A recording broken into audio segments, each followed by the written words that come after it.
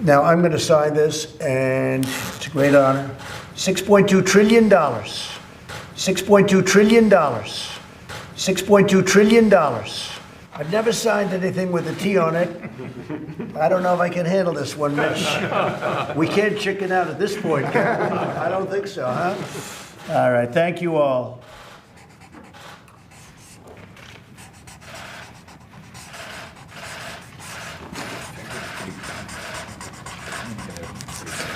Good, I wanted that to be a nice signature. That was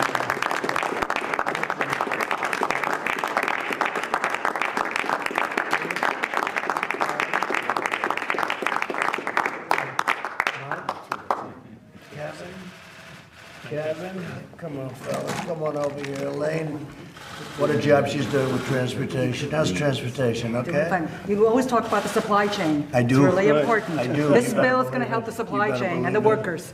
Thank you very much. Anthony? Thank you. Thanks, Tony, very much. Okay. Thank you. Thank you, Greg. Appreciate it. Bob Lighthouser, thank you very much. Bob was a little less involved in this. He's too busy making trade deals. Okay, do you have one? Well, you definitely have to have one. Go ahead. You're all set. Thank you, everybody. So we're going to have a 5:30 news conference in the same location. Seems to be doing quite well. And we appreciate everything. And we really appreciate the fairness, at least from most of the press. We really do. Thank you very much, everybody. Thank you. Thank you very much. Talk a lot about the economic news here today and what's happening with the economy, because really the governments and the central banks of the world are using this pandemic to seize all assets across the board. There really is no more functioning market in the United States or around the world. The Federal Reserve is printing fiat currency. They are going to eventually hyperinflate prices and devalue the dollar. The chapter has begun for that. And they're using this newly created fiat currency money to buy corporate bonds, which means they're going to own the debt of the corporations. They're buying commercial mortgages because all the storefronts are no longer paying rent because everything's closed down, the restaurants, the retailers, everything. And so there's going to be a crash in commercial mortgage-backed securities, which the Fed is buying up. So the Fed's going to own all that. And then the Fed is going to print helicopter money and send it out to the American people, which is absurd, because what it means is you've got larger and larger piles of dollars chasing the same limited scarce goods, which is going to lead to price inflation. So they might as well just call up, just have the president announce, hey, everybody take a $100 bill and just write another zero on the end of it. Make it a $1,000 bill. Now everybody's rich. That's the kind of insanity that we're dealing with. But this is an attempt to confiscate wealth and assets and money and savings from the American people. And of course, they're going to roll out a government-run central bank surveillance cryptocurrency, a digital wallet, so that they can have negative interest rates, so they can steal money from you while your money is sitting in their wallets that they control, that they run, so they can have full-blown surveillance on you as you're trying to function in society. And of course, they're going to marry that with a social credit scoring system so they can deny you the right to engage in transactions if you don't say the right things. If you speak out against transgenderism, all of a sudden your wallet's turned off. What do you know? You can't engage in transactions. Or if you oppose vaccines, especially the coming coronavirus vaccine, maybe next year, if you say anything critical about that vaccine, your wallet will stop working. You won't have any money. You'll be an outcast from society. You see, so far, they just kick you off of YouTube and Facebook and Twitter like I've been banned everywhere. But in the future, they'll ban your ability to even buy food. This is what's coming. This crisis, no matter what you believe about its origins or no matter what you believe about how severe it is or not severe, because I know opinions vary on that, but they're using it to steal every asset from society. Where this goes long term is that America becomes impoverished masses like Mexico with certain protected corporations that get the government bailouts like Amazon and Boeing and maybe Tesla and Google and others. Just going to be a few wealthy, all-powerful Orwellian corporations running your life, and you will have nothing. And you will be entirely dependent on the government because your pension will disappear, as is already happening. Pensions are vanishing. You will have no retirement. You will have no savings. If you're left holding dollars, when this great reset comes, or I should say horrifying reset, you will lose almost all the value, the purchasing power of those dollars. That is already beginning to happen. So this bailout, this multi-trillion-dollar bailout, is theft. It is theft from you. It's theft from the people. It is government theft. It's beyond hoarding. It is a mass coordinated stealing of everything that you own, from your retirement to your 401ks, to your business, your corporate stocks, everything. It could be your home, your commercial real estate, everything. They're going to steal it from you. And in fact, I want to encourage you, there's a video series out there that was created by Mike Maloney. It's called The Hidden Secrets of Money. The central bank and the Treasury swap IOUs. The central bank writes a check and the Treasury issues a Treasury bond, which is an IOU, and that creates currency, and then it gets, somebody is paid, it gets deposited into a bank account, and 1,000 marks, they withhold 10%. So right here, they're already telling you that his bank account is a lie. He deposited 1,000 in it. They only withhold 100 in case he wants some of that. And then they loan out 900, which then she buys something from this guy, he deposits the 900.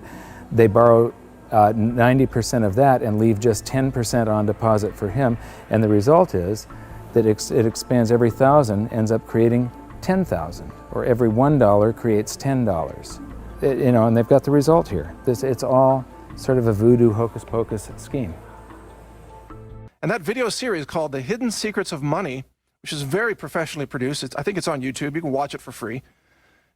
It explains exactly what money is versus what fiat currency is. And these bailouts are just creating endless fiat currency.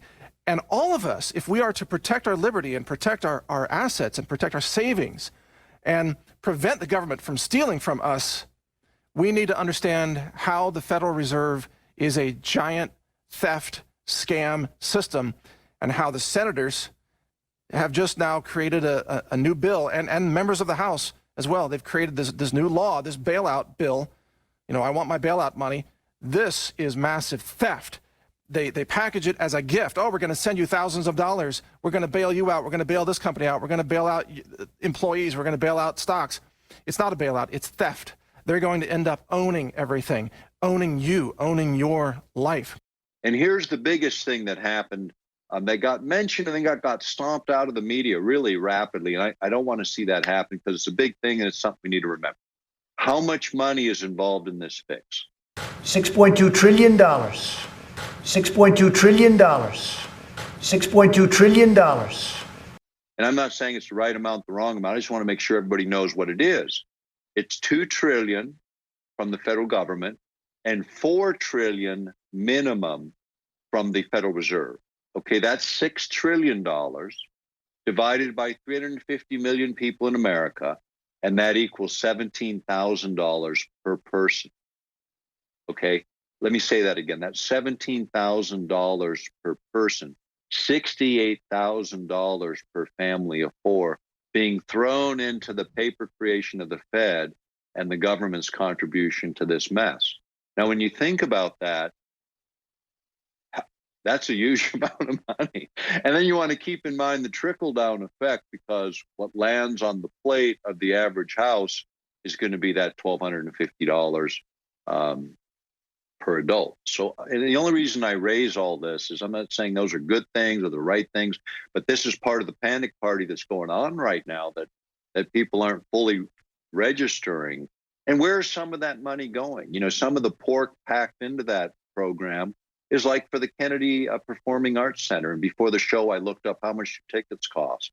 And for the tickets are selling for May 15th for the opera, you can get seats for between $113 and $205 each.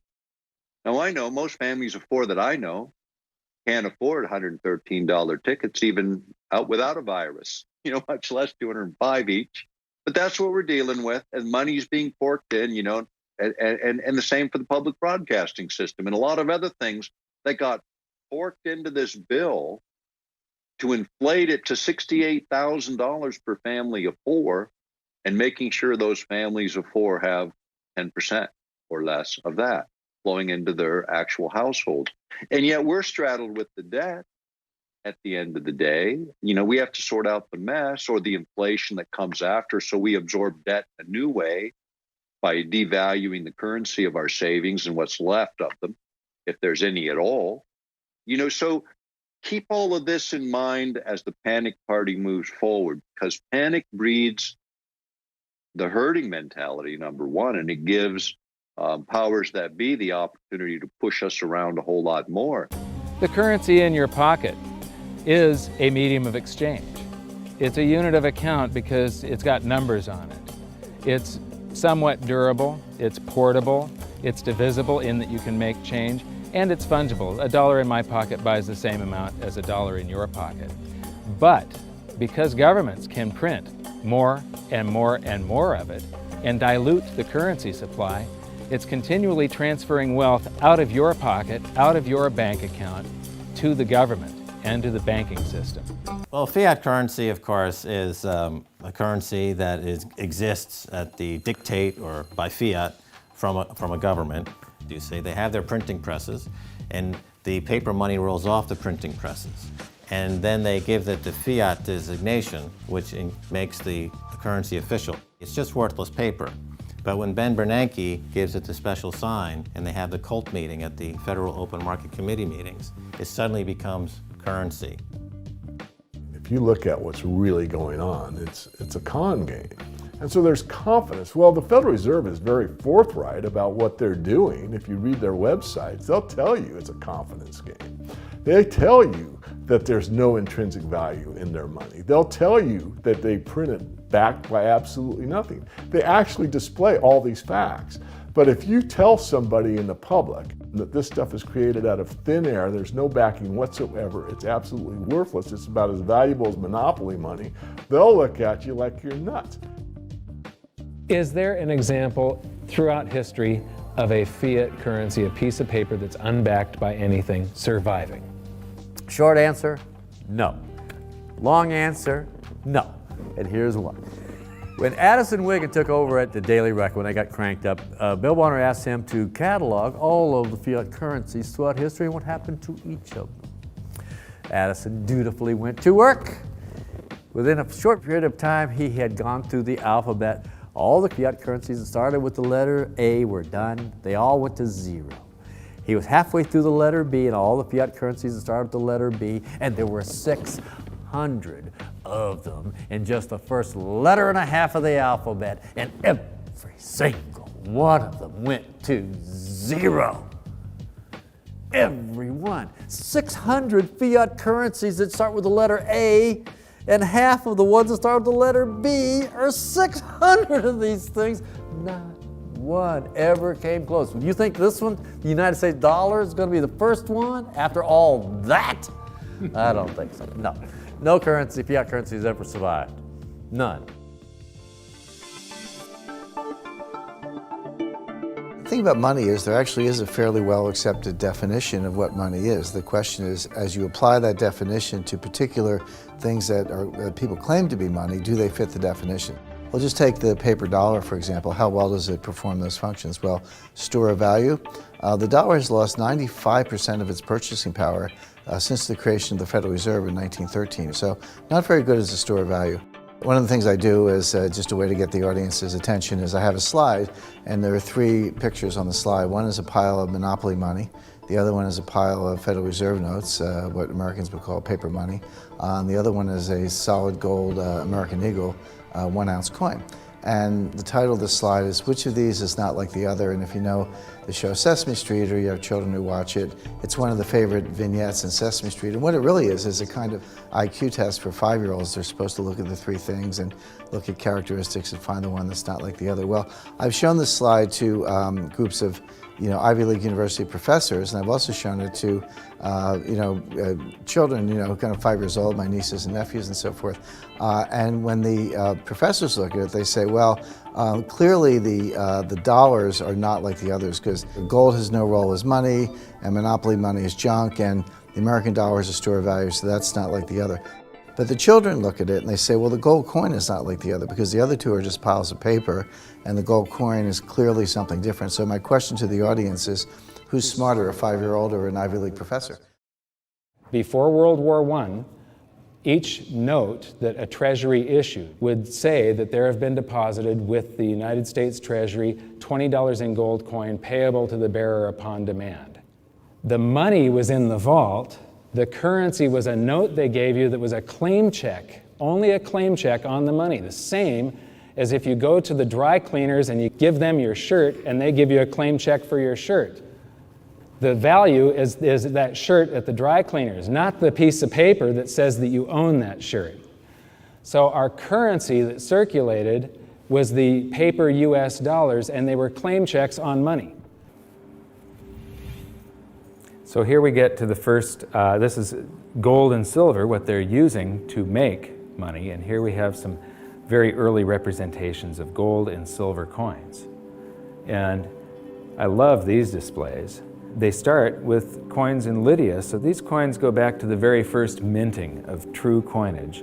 So here we have the starting of the 6th century BC, and then it goes up to the 3rd century, and then from the 5th to the 11th century, and the 13th to the 15th century.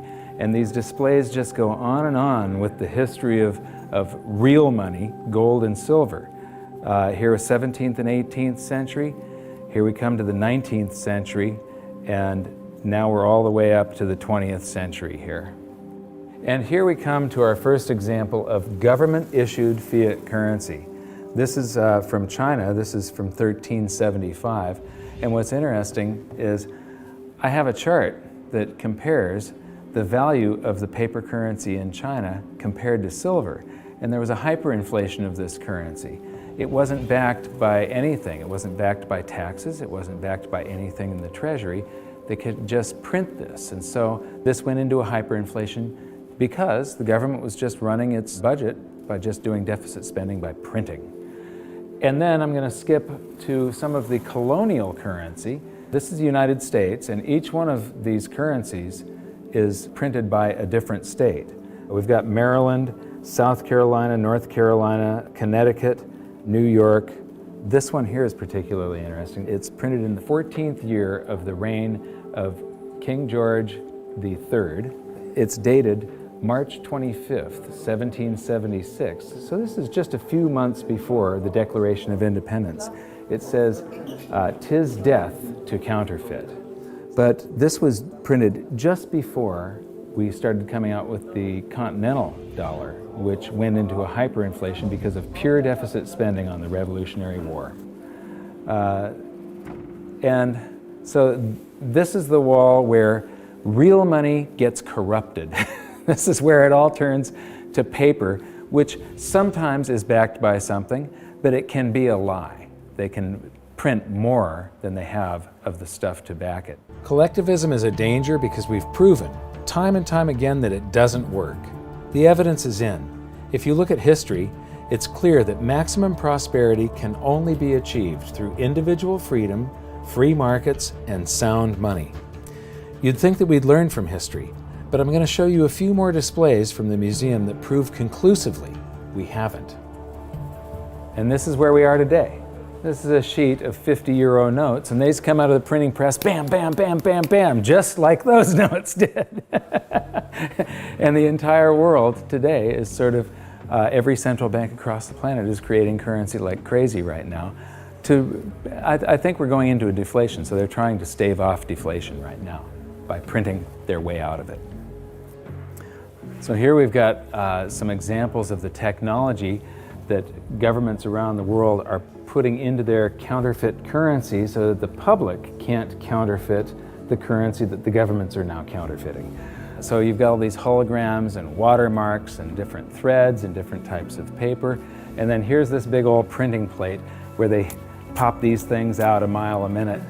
And right now they are hyperinflating the base money around the world, the paper money. We're going into a deflation, though, of the credit money, the voodoo hocus-pocus currency that the banks just type into the computer. That's starting to collapse, where this stuff is expanding. The problem is that since 1864, we've had a debt-based banking system. All our money is based on government debt. We cannot extinguish government debt without extinguishing our money supply. That's why talk of paying off the national debt without reforming our banking system is an impossibility. That's why the solution does not lie in discussing the size of the national debt, rather it lies in reforming our banking system. This is the Federal Reserve headquarters in Washington. It sits on this very impressive address, right on Constitution Avenue, right across from the Lincoln Memorial. But is it federal? Is it really part of the United States government?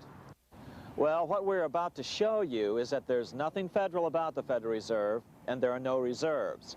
The name is a deception created back before the Federal Reserve Act was passed in 1913 to make Americans think that America's central bank operates in the public interest.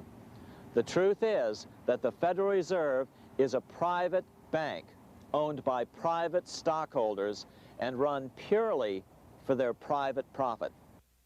That's exactly correct. The Fed is a privately owned for-profit corporation, which again has no reserves, at least no reserves available to back up the Federal Reserve notes, which is our common currency. Oh, absolutely. The Federal Reserve is neither federal and has doubtful reserves. It's a private bank that is owned by member banks. And it was chartered under the guise of deceit by an act of Congress in 1913. If there's still any doubt whether the Federal Reserve is a part of the U.S. government, check your local telephone book. In most cities, it is not listed in the blue government pages. It is listed in the business white pages right next to Federal Express, another private company. But more directly, U.S. courts have ruled time and time again that the Fed is a private corporation. Why can't Congress do something about the Fed? Most members of Congress just don't understand the system, and the few who do are afraid to speak up. For example, initially a veteran congressman from Chicago asked us if he could be interviewed for this video.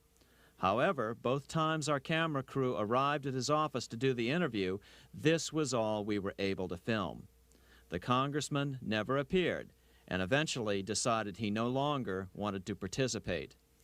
But a few others in Congress have been bolder over the years. Here are 3 quick examples.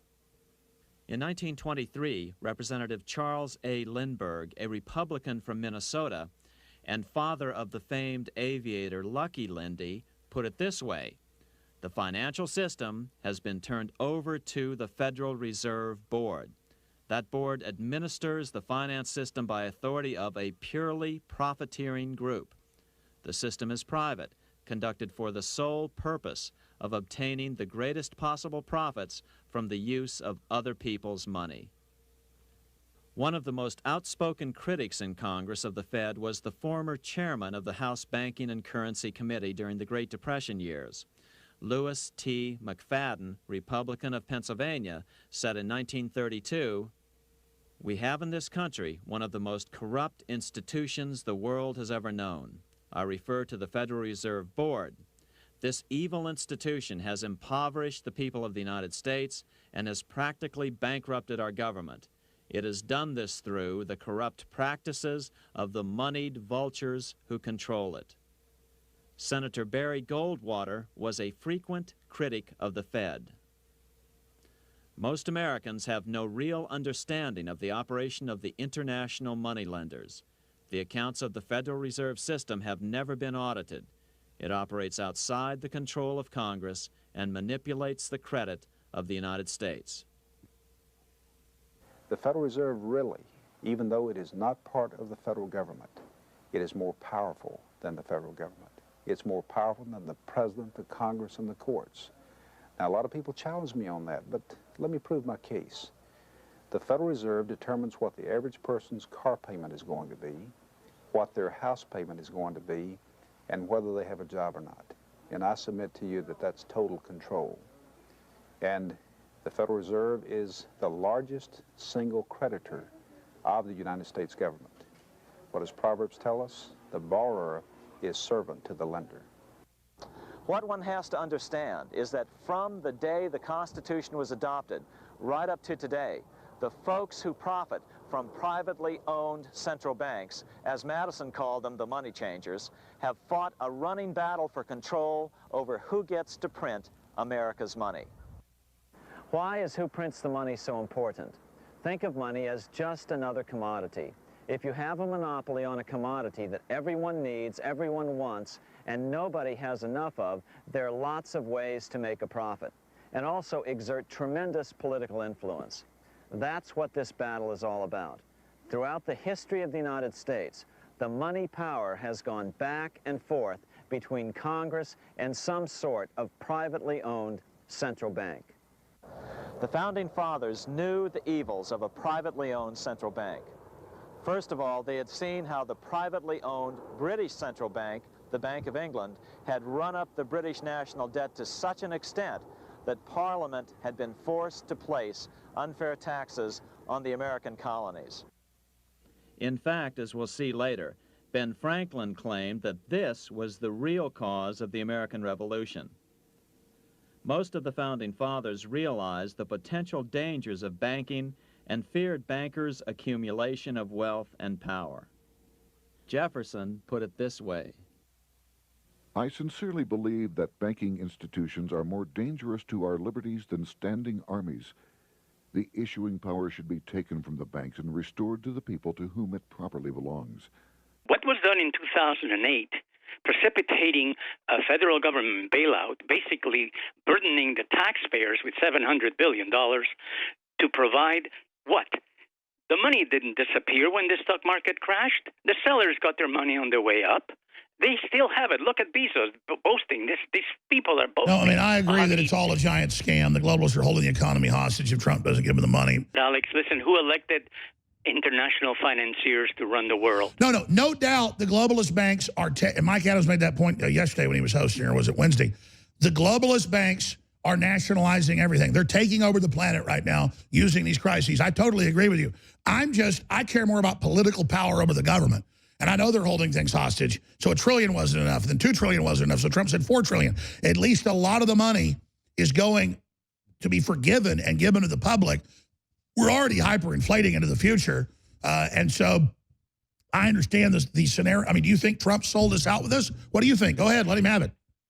I would like to tell you that President Trump just missed a fantastic opportunity to simply say, thank you very much. I know that trillions are needed, but we're going to borrow them from the Treasury of the United States as specified in our Constitution, and simply say we're going to save $500 billion a year on interest that we pay. No, I agree. He should get us out of the private Federal Reserve System.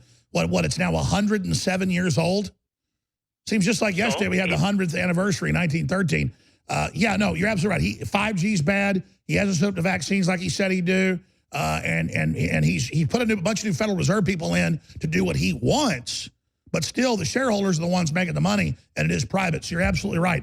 And you're right. Why do we just have the Treasury create the credit? Why do we have a private bank doing it? It's specified in the Constitution.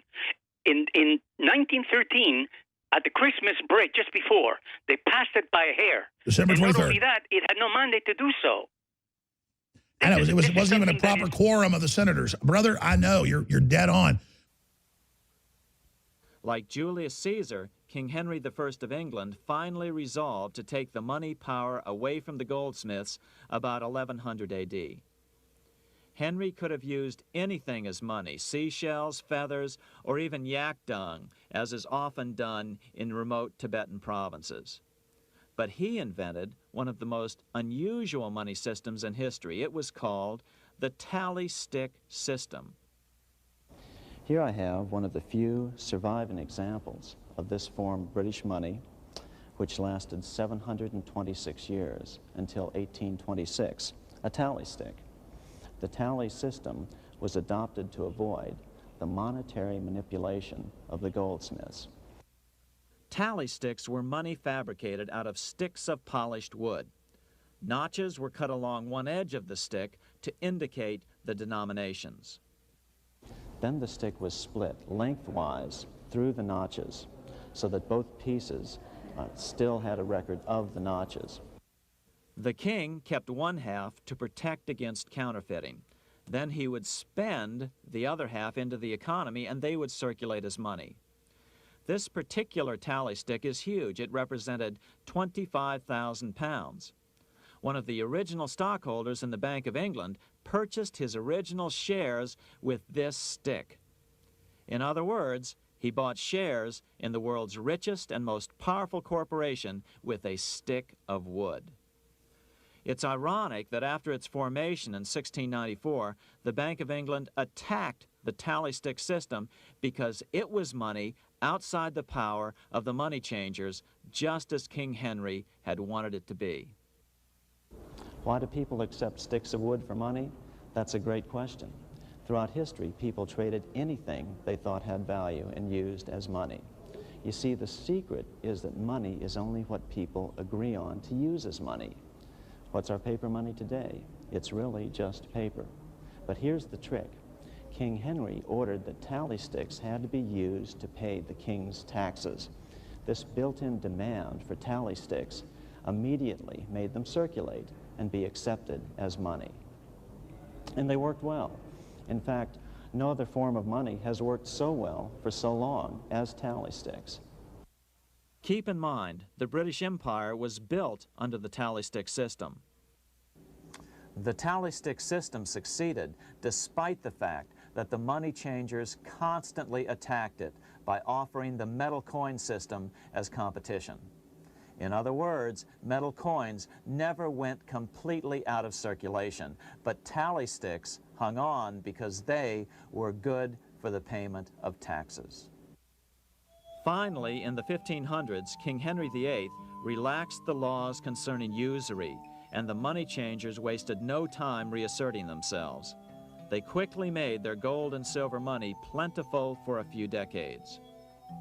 But when Queen Mary took the throne and tightened the usury laws again, the money changers renewed the hoarding of gold and silver coins, forcing the economy to plummet. When Queen Mary's sister, Queen Elizabeth I, took the throne, she was determined to regain control over English money. Her solution was to issue gold and silver coins from the public treasury and take the control over the money supply away from the money changers. Although control over money was not the only cause of the English Revolution in 1642, religious differences fueled the conflict. Monetary policy played a major role. Financed by the money changers, Oliver Cromwell finally overthrew King Charles, purged the Parliament, and put the king to death. The money changers were immediately allowed to consolidate their financial power. The result was that for the next 50 years, the money changers plunged Great Britain into a series of costly wars. They took over a square mile of property in the center of London, known as the City of London. This area today is still known as one of the 3 predominant financial centers of the world. Conflicts with the Stuart kings led the money changers in England to combine with those in the Netherlands to finance the invasion of William of Orange, who overthrew the Stuarts in 1688 and took the English throne.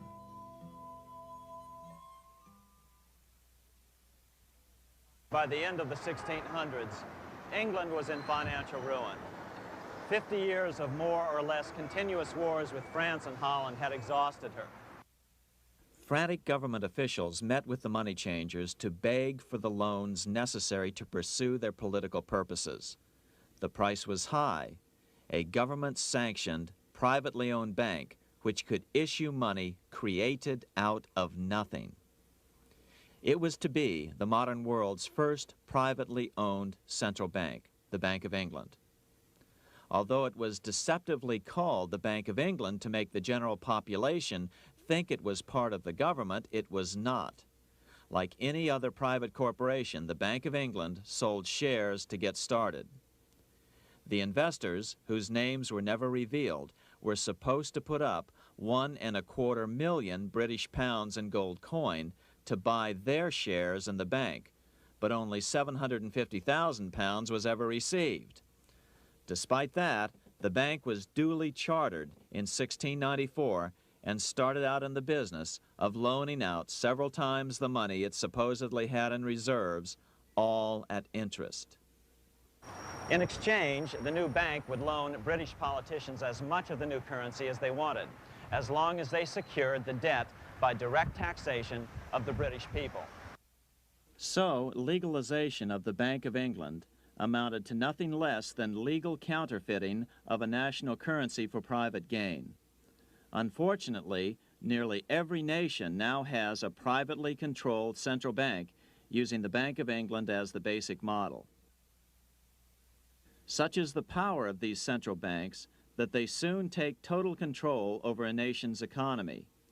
It soon amounts to nothing but a plutocracy, ruled by the rich. It would be like putting control of the army in the hands of the mafia. The danger of tyranny would be extreme. Yes, we need central banks. No, we do not need them in private hands. The central bank scam is really a hidden tax. The nation sells bonds to the central bank to pay for things it does not have the political will to raise taxes to pay for. But the bonds are purchased with money the central bank creates out of nothing. More money in circulation makes your money worth less. Now let's take a look at the role of the Rothschild family, the family said to be the wealthiest in the world.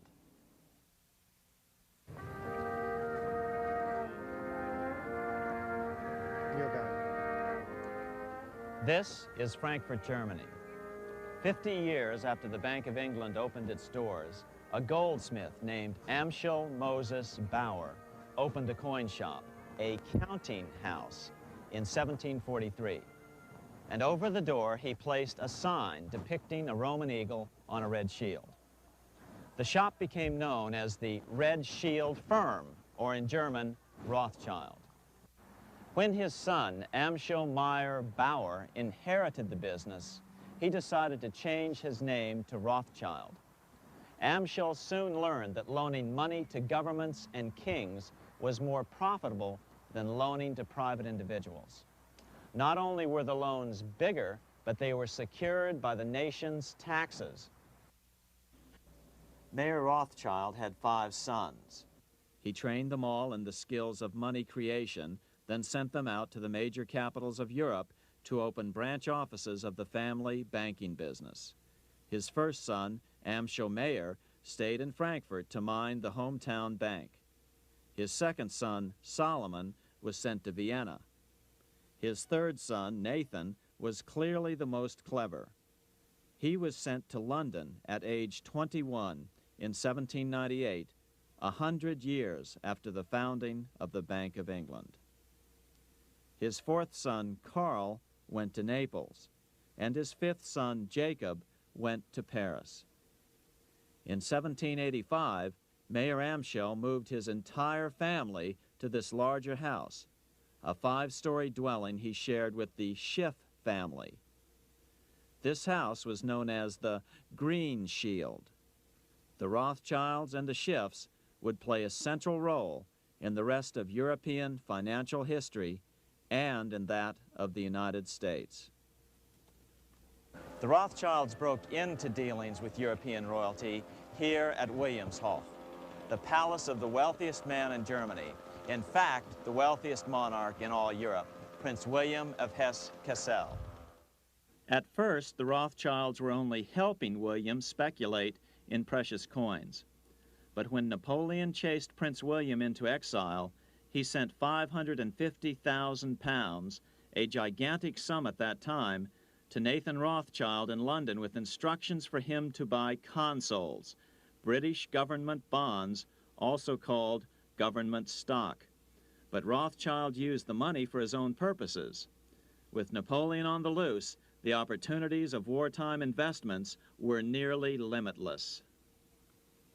William returned here sometime prior to the Battle of Waterloo in 1815. He summoned Rothschild and demanded his money back. The Rothschilds returned William's money with the interest the British consuls would have paid him had the investment actually been made. But the Rothschilds kept all the past profits they had made using William's money. Nathan Rothschild later bragged that in the 17 years he'd been in England, he'd increased his original 20,000-pound stake given to him by his father by 2,500 times. By cooperating within the family, the Rothschilds soon grew unbelievably wealthy. By the mid-1800s, they dominated all European banking and were certainly the wealthiest family in the world. They financed Cecil Rhodes, making it possible for him to establish a monopoly over the diamond and gold fields of South Africa.